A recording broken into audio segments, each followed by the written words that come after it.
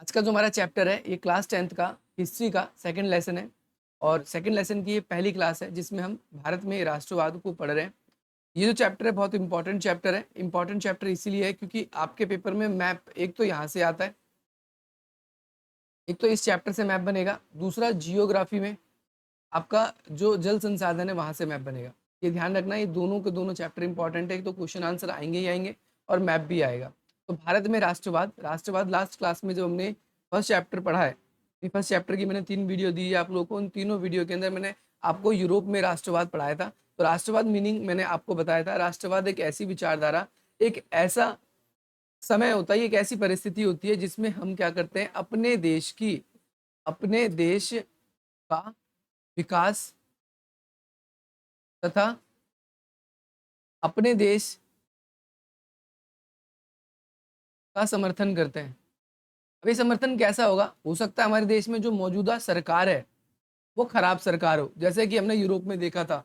ज्यादातर जगहों पर राजतंत्र था और वहां की सरकारें खराब थी, निरंकुश थी, अच्छे से शासन नहीं करती थी।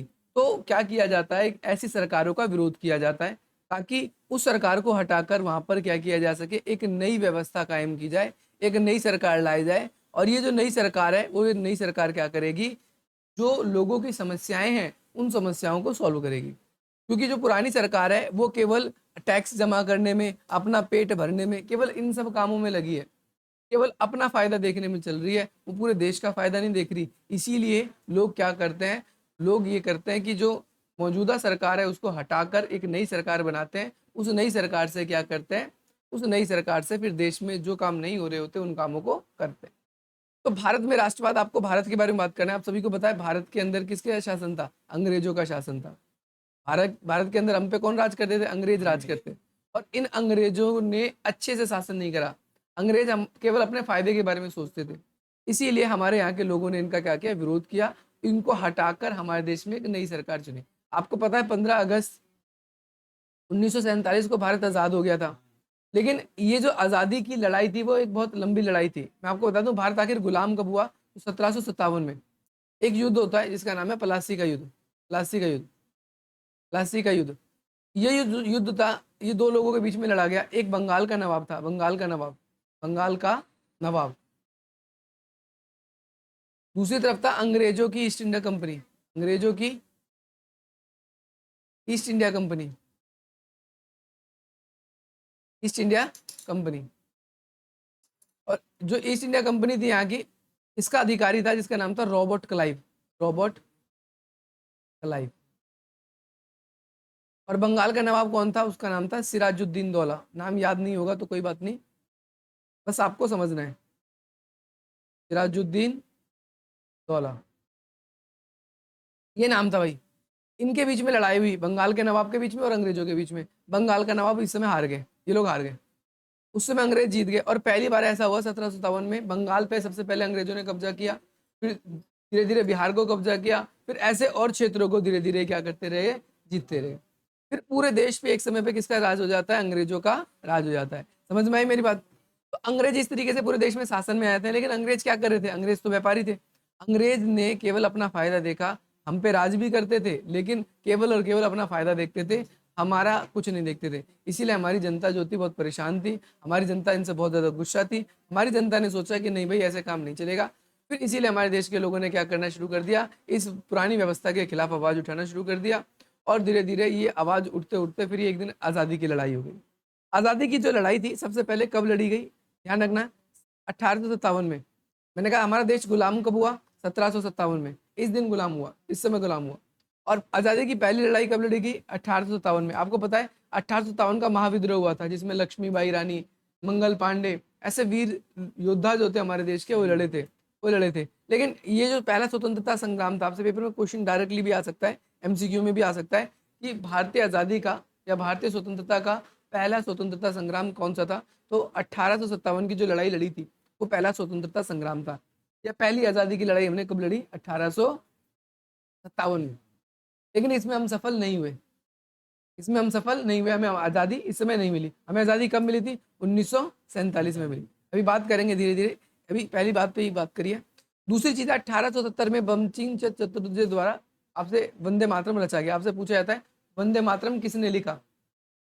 वंदे मातरम जो है वो किसने लिखा? तो आप क्या बोलोगे? बंकिम चंद्र चटर्जी, या बंकिम चंद्र नाम भी याद रख सकते हो आप। इन्होंने क्या किया? वंदे मातरम लिखा था। कब लिखा था? 1870 में लिखा था। इसके बाद में आपसे ये भी क्वेश्चन आता है एमसीक्यू में, इंपॉर्टेंट है, कांग्रेस पार्टी की स्थापना कब हुई? कांग्रेस पार्टी की स्थापना 1885 में हुई थी। और कहां पर हुई? मुंबई या बंबई कुछ कह लो, वहां पर हुई। और आपसे पूछा जाता है कि कौन इसके पहले अध्यक्ष थे? नहीं, ध्यान रखना है, व्योमेश चंद्र बनर्जी। अब यहाँ पर बंकिम चंद्र बनर्जी चटर्जी अलग है और व्योमेश चंद्र बनर्जी अलग है। तो वाई वेनेस सी और चटर्जी बनर्जी जो है, ये बनर्जी, वाई सी बनर्जी भी लिखा जाता है कई बार इनका नाम। व्योमेश का वाई, चंद्र का सी, और बनर्जी तो बनर्जी लिखा आएगा। तो आपसे पूछा जाता है कांग्रेस पार्टी की स्थापना के समय पहले अध्यक्ष कौन थे? पेपर में आता है सवाल। तो वाई सी बनर्जी। अब तक मैंने 3 सवाल बता दिए जो एमसीक्यू के रूप में आपसे पूछे जाएंगे और कैसे पूछे जाएंगे। अब घर जाके आपको इसको आपको कॉपी में निकाल के लिखना है, मैं पूछूंगा आपसे। अगली चीज क्या है? 1906 में आंगा खां एवं जो है आपका सलीमुल्लाह ने मुस्लिम लीग की स्थापना करी। ये भी इंपॉर्टेंट है। जैसे कांग्रेस पार्टी बनी एक पार्टी है, वैसे ही मुस्लिम लोगों ने अपनी एक अलग पार्टी बना ली। मुस्लिम लोगों को ऐसा लगने लगा कि भाई ये तो हिंदू वाले लोग हैं, ये तो केवल हिंदू का फायदा सोचेंगे, मुस्लिम का फायदा नहीं सोचेंगे। तो मुस्लिम लोगों ने क्या किया? अपनी एक अलग पार्टी बना ली 1906 में। कब बनाई? और पार्टी का नाम क्या रखा इन्होंने? मुस्लिम लीग। क्या नाम रखा? ये तो नाम आसानी से याद हो जाएगा, मुस्लिम लीग। ये पार्टी का नाम रखा इन्होंने, मुस्लिम लीग। मुस्लिम लीग रखा इन्होंने, पार्टी का नाम क्या रखा? मुस्लिम लीग रखा। ठीक है भाई, कोई दिक्कत किसी बच्चे को? अब 2 बंदे थे स्थापना करने वाले, पहला नाम क्या है? अंगा खां, और दूसरा नाम क्या है? सलीमुल्लाह। दोनों नाम याद रखना है। इन दोनों बंदों की खास भूमिका थी मुस्लिम लीग पार्टी बनाने में। 1905 में क्या हुआ? जो है आपका रविंद्रनाथ आएगा यहाँ पर, अरविंदनाथ नहीं आएगा, रविंद्रनाथ टैगोर ने भारत माता का चित्र बनाया। 1905 में एक और घटना घटी, बंगाल का विभाजन। बंगाल का विभाजन, विभाजन का मतलब होता है बंटवारा। अंग्रेजों ने 1905 में बंगाल का क्या कर दिया? बंटवारा कर दिया। याद रखना है, बहुत इंपॉर्टेंट है, पेपर में आया हुआ सवाल है ये भी। बंगाल का विभाजन यानी बंटवारा किसके द्वारा किया गया? तो लॉर्ड कर्जन के द्वारा किया गया। किसके द्वारा? Lord Curzon. ये भी इंपॉर्टेंट, लॉर्ड कर्जन। कब किया? 1905 में। कांग्रेस पार्टी के लोग जो थे वो भाई 2 भागों में बट जाते हैं 1907 में। एक का नाम नरम दल और दूसरे का नाम गरम दल। अब ये नरम दल और गरम दल क्या है, मैं आपको बताता हूँ। कुछ लोग ऐसे थे कांग्रेस पार्टी में जिनका मानना था कि भाई आजादी ना हमें लड़के लेनी पड़ेगी, अंग्रेजों को मार के भगाना पड़ेगा, ये ऐसे आजाद नहीं करेंगे हमको। ये थे गरम दल वाले। गरम खून था इनका। गरम खून का मतलब ये नहीं कि सिलेंडर फिटता जलता था ना, गरम का मतलब इनका कहना था आजादी जो है लड़ झगड़ के लेनी पड़ेगी, ऐसे आजादी नहीं मिलेगी। और दूसरे थे नरम दल के, गांधी जैसे। गांधी जी का कहना था कि हमें लड़ाई झगड़ा नहीं करना, अंग्रेजों से हमें आग्रह करना है, आंदोलन करेंगे, हम हथियार नहीं उठाएंगे। ये लोग हथियार नहीं उठाते, ये लोग हथियार उठाने की बात करते हैं।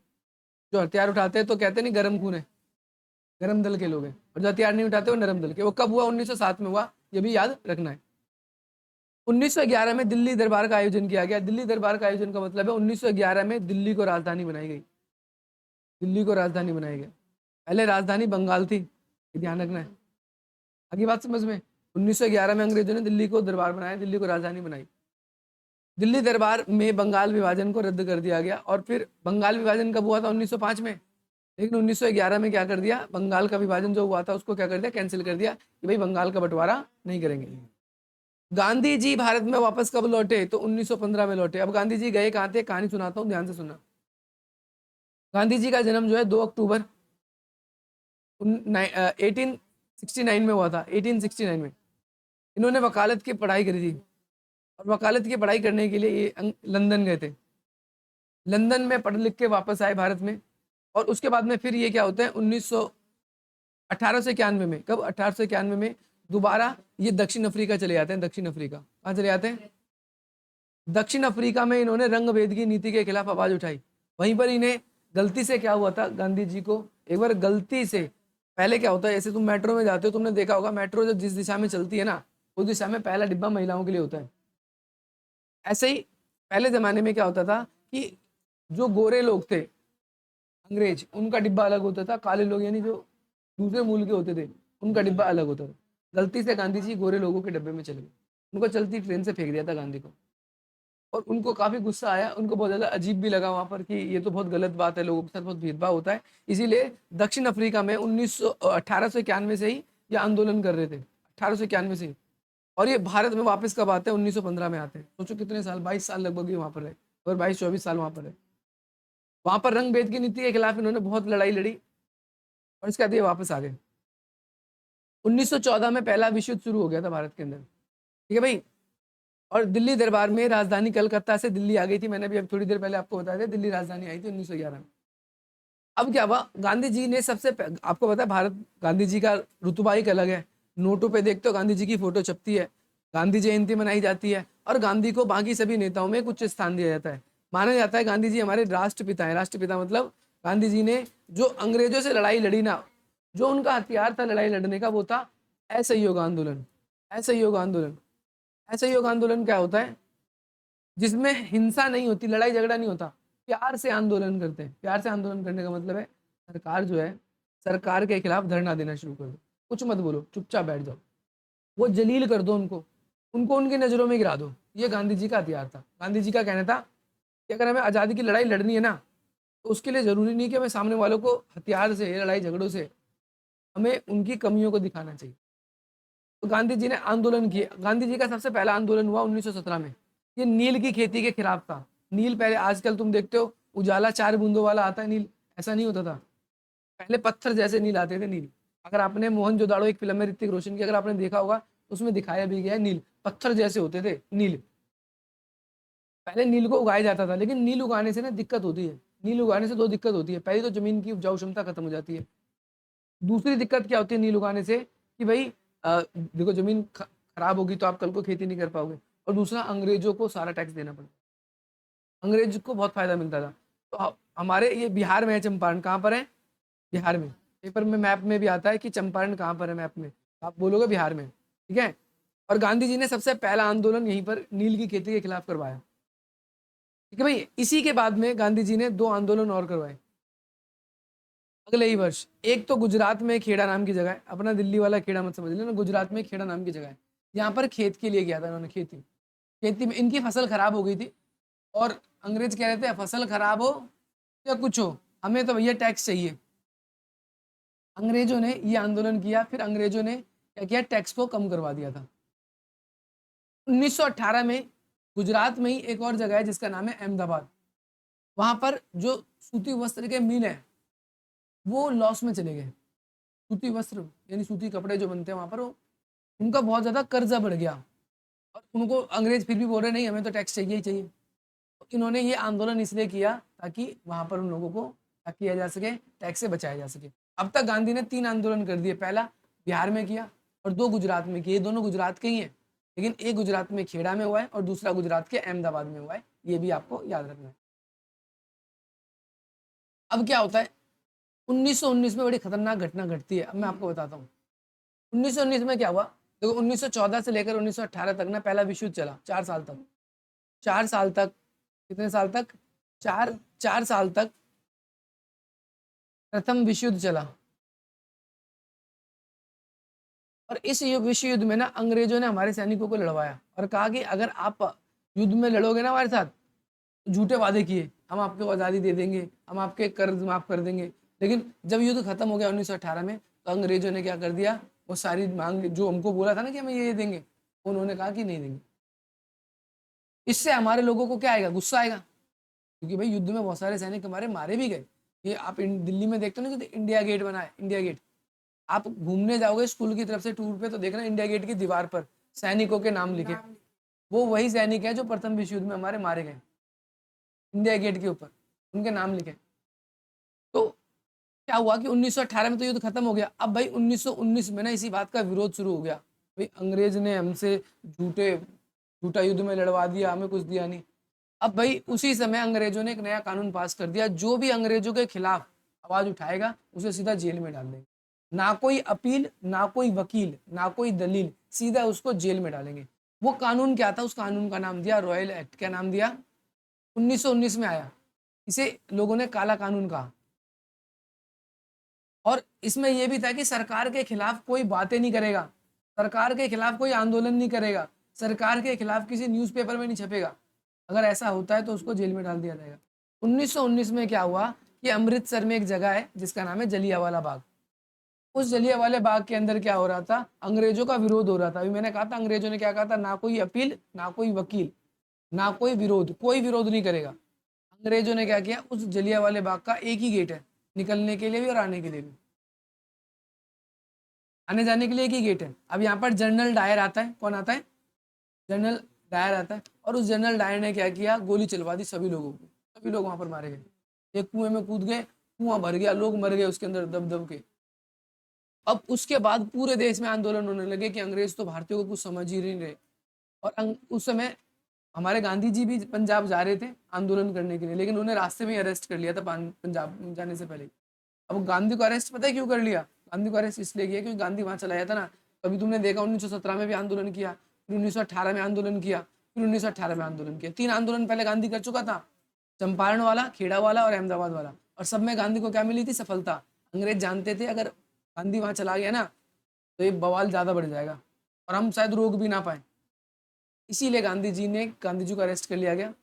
अब इसके बाद क्या होता है, 1919 में एक और आंदोलन शुरू होता है जिसको बोलते हैं हम खिलाफत आंदोलन। ये नाम लिख लेना, इंपॉर्टेंट है। 2 भाई थे, मोहम्मद अली, देखो ये रहे, और शौकत अली। इन्होंने खिलाफत आंदोलन शुरू किया। खिलाफत आंदोलन क्या था?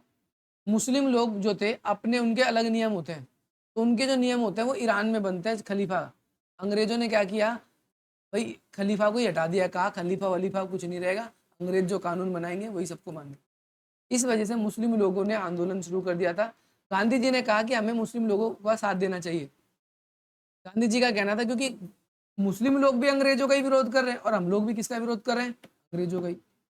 तो हम सब अगर एक साथ लड़ेंगे ना तो अंग्रेजों को जल्दी हरा सकते हैं।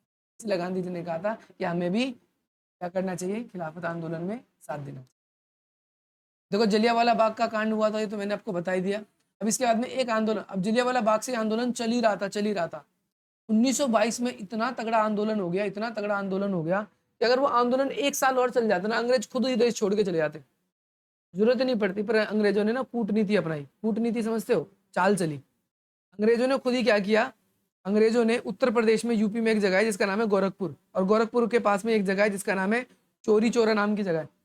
यहाँ पर एक पुलिस स्टेशन है। क्या है? Police station. अंग्रेजों ने क्या किया, इस पुलिस स्टेशन को खुद ही आग लगवा दिया, खुद ही उस स्टेशन को क्या कर दिया, और उसमें कई सारे पुलिस अधिकारी भी थे, वो मारे गए, जल गए अंदर ही। अंग्रेज, क्योंकि हमारा आंदोलन जो होता था ना गांधी का, मैंने बताया तभी, गांधी कहता था कोई लड़ाई झगड़ा नहीं होना चाहिए, कोई खून खराबा नहीं होना चाहिए। लेकिन इस आंदोलन के अंदर लोगों को क्या दिखाया गया कि लोगों ने गुस्से में आकर क्या कर दिया, पुलिस स्टेशन को ही जला दिया। गांधी बेवकूफ, गांधी ने क्या किया, आंदोलन वापस ले लिया। बहुत, अब क्योंकि पता, मैंने अभी आपको बताया, अगर ये आंदोलन 1 साल और चल जाता ना, अंग्रेज मजबूरी में देश छोड़ के चले जाते, हमें हमें लड़ना भी नहीं पड़ता, अंग्रेज खुद ही छोड़ के चले जाते। लेकिन हमारा जो गांधी था उसने आंदोलन वापस ले लिया। उस समय गांधी को भी अरेस्ट किया गया और लोगों को भी अरेस्ट किया गया, और अंग्रेजों ने क्या किया, कड़ा रुख अपनाया। जो हमें 1 साल के अंदर आज़ादी मिल सकती थी, अंग्रेजों ने और तगड़े तरीके से शासन करना शुरू कर दिया, और हमें आज़ादी 1922 में जो मिल सकती थी वो आज़ादी नहीं मिली। वो आज़ादी के लिए हमें 1947 तक, अभी 1947 की तक भी हम आएंगे धीरे धीरे, लेकिन आप लोगों को ध्यान रखना 1925 में कोकड़ क्रांति हुई जिसमें अंग्रेजों ने खजाना ले जा रहे थे और ट्रेन को ही लूट लिया। अब क्या हुआ, कोकड़, कोकड़ पता है कहाँ पर है? कर्नाटक में कोकड़, कोकरी, कोकरी जगह वहां पर क्या है, कुछ क्रांतिकारी ने क्या किया, कुछ सामान जा रहा था, कीमती सामान था अंग्रेजों का, ट्रेन से, उन्होंने उस ट्रेन को ही लूट लिया भारतीयों ने। 1928 में साइमन कमीशन भारत आया, इसका विरोध किया, ये भी पेपर में आता है, साइमन कमीशन कब भारत में आया था? 1928 में आया था। इस चैप्टर में बहुत सारा डाटा है जो बहुत इंपॉर्टेंट है। 1928 में आया, और इसका सबसे पहले विरोध किसने किया था? लाला लाजपत राय ने, और इनकी मृत्यु भी हो गई थी। और इन्होंने विरोध पता है क्यों किया था? क्योंकि जो साइमन कमीशन आया था इसमें सारे अंग्रेजी थे। ये बेसिकली आया क्यों था साइमन कमीशन? ये आया था, इन्होंने कहा था हम भारत को क्या करेंगे, आज़ाद दे देंगे, आज़ादी कर देंगे। लेकिन भारत पे जो, जैसे आज होता है हमारा राष्ट्रपति, राष्ट्रपति नीति बनाएंगे, अंग्रेज ही हमारे यहाँ पर हेड होगा। आज़ाद तो दे देंगे, आप खुद राज करो, लेकिन हेड कौन होगा? हेड अंग्रेजी होंगे, जैसा कि कनाडा में आज भी होता है, जैसे जर्मनी में आज भी होता है। चांसलर बनते हैं इन देशों में, और वो भी ब्रिटेन के लोग ही चुनते हैं, अंग्रेज ही चुनते हैं आज भी उनको। पर हमारे देश के लोगों ने कहा नहीं, हमें आज़ादी चाहिए तो पूरी आज़ादी चाहिए, नहीं तो आज़ादी नहीं चाहिए। फिर इसके बाद में गांधी जी ने एक और तगड़ा आंदोलन किया जिसका नाम है नमक आंदोलन। इसको एक और नाम देते हैं जिसे बोलते हैं दांडी मार्च। तो मार्च का मतलब होता है यात्रा, अप्रैल मार्च महीने वाला नहीं, मार्च का मतलब होता है यात्रा, दांडी यात्रा। गांधी जी ने क्या किया, नमक आंदोलन किया। अंग्रेजों ने पता है क्या कर रखा था, नमक एक ऐसा पदार्थ है जो प्राकृतिक रूप से मिलता है। कैसे बनता है नमक, आपको पता है? समुद्र जो होता है, पानी भर जाता है और पानी भाप से उड़ जाता है, नमक रह जाता है, फिर नमक बनाते हैं। और नमक हर घर में यूज भी होता है, आपको पता है। लेकिन अंग्रेजों ने पता है क्या कर रखा था, अंग्रेजों ने ऐसा कानून बना रखा था कि भाई जो नमक है ना, नमक ये ना तो कोई और बेच सकता, ना तो कोई बना सकता, केवल अंग्रेज की दुकान से ही आपको मिलेगा और अंग्रेज ही बनाएंगे। तो गांधी जी ने इस कानून को काला कानून कहा कि भाई ये तो बहुत खराब कानून है, ये कानून तो बहुत खराब है, और नमक जैसी चीज है, इस एक नॉर्मल सी चीज है, इस पे सबका अधिकार होना चाहिए। हर कोई, हर किसी को नमक पर अधिकार होना चाहिए। गांधी जी ने इसीलिए कहा, नमक बना नहीं सकते थे। गांधी जी ने क्या किया, अपना आश्रम है इनका, साबरमती आश्रम, जहाँ पर गांधी जी रहते थे, वहां से दांडी नाम की जगह है समुद्र के किनारे, वहां तक ये गए और वहां पर इन्होंने क्या किया, एक मुट्ठी नमक बनाया। लेकिन नमक बनाने से पहले इन्होंने क्या किया था, लॉर्ड इरविन नाम का अंग्रेजी अधिकारी था, और लॉर्ड इरविन को इन्होंने एक पत्र लिखा था कि भाई हम कानून तोड़ने जा रहे हैं। तो लॉर्ड इरविन ने सोचा कि चलो कोई नहीं, ये कानून तोड़ेगा, हम इसको तोड़ेंगे, तोड़ने को हम इसको बाद में देखेंगे। कानून तोड़ेगा तो सीधी सी बात है, कानून तोड़ने का मतलब क्या है, पुलिस आपको अरेस्ट करेगी, अंग्रेजों का शासन था। इरविन ने कुछ नहीं कहा, तोड़ने दो, क्या होगा, एक मुट्ठी नमक ही तो बनाएगा। गांधी जी जैसे ही अपने यहाँ से निकले यात्रा के लिए, पहले थोड़े लोग जुड़े, फिर दूसरी कॉलोनी की तरफ से, जैसे जैसे फॉर एग्जाम्पल मुझे यहाँ से बवाना जाना है, बवाना जाना है तो मेरे को क्या करना पड़ेगा, पहले हम यहाँ से शाबा डेरी की तरफ से निकलेंगे, फिर पहलादपुर की तरफ निकालेंगे निकलेंगे, फिर कूट खुर्द की तरफ निकलेंगे। जैसे जैसे हम आगे बढ़ेंगे हमारे साथ और भी लोग जुड़ते गए। एक जमाना ऐसा हुआ कि इतने सारे लोग जुड़ गए, इतने लोग हो गए कि अंग्रेजों की बस की नहीं हुई कि इनको रोक भी दे। इन सब लोगों ने हमला कर दिया तो पुलिस वाले खुद ही नहीं बच पाएंगे। हाँ, इतने लोग हो गए तो इन्होंने कहा, पुलिस वालों ने कहा कि कोई बात नहीं, अभी तो कुछ किया नहीं, यात्रा ही तो कर रहे हैं, कानून तोड़ेंगे और वैसे हम इसको अरेस्ट कर लेंगे। भाई गांधी जी ने कानून तोड़ दिया, नमक बना दिया, और क्या हुआ, नमक बनाते ही गांधी जी को अरेस्ट कर लिया गया।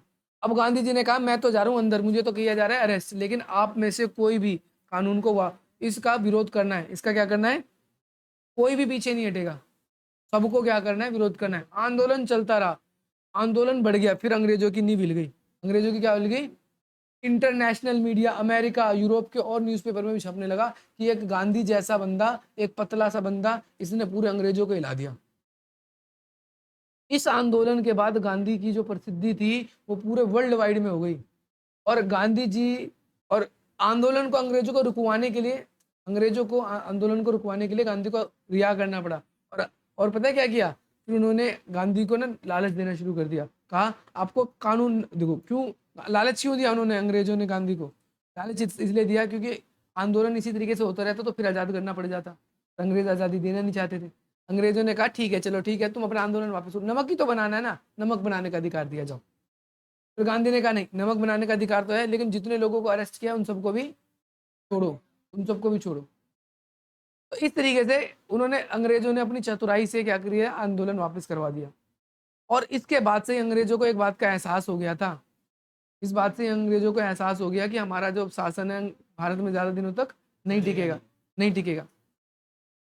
और अंग्रेज जो थे वो थोड़े से उसके बाद से कमज़ोर पड़ने लगते हैं भारत में, और भारत की मांगों को धीरे धीरे क्या करने लगते हैं, स्वीकार करने लगते हैं। इसमें एक चीज़ और बात ध्यान रखना कि 1930 में डॉक्टर अंबेडकर जी जो हैं उन्होंने कहा था, अनुसूचित जाति और जनजाति जो होते हैं, SC ST लोग होते हैं, उनके लिए थोड़े से विशेष प्रावधान करना चाहिए क्योंकि इनके साथ भेदभाव होता है। दूसरी चीज़, जब जब नमक आंदोलन चल रहा था ना, दांडी मार्च चल रहा था, दांडी यात्रा, तो इस समय पहली बार ऐसा हुआ कि महिलाओं ने भी आंदोलन में भाग लिया था। पहले महिलाएं भाग नहीं लेती थी, और इस महिलाओं में भी कौन थी, जिनका नाम था कमला देवी चट्टोपाध्याय।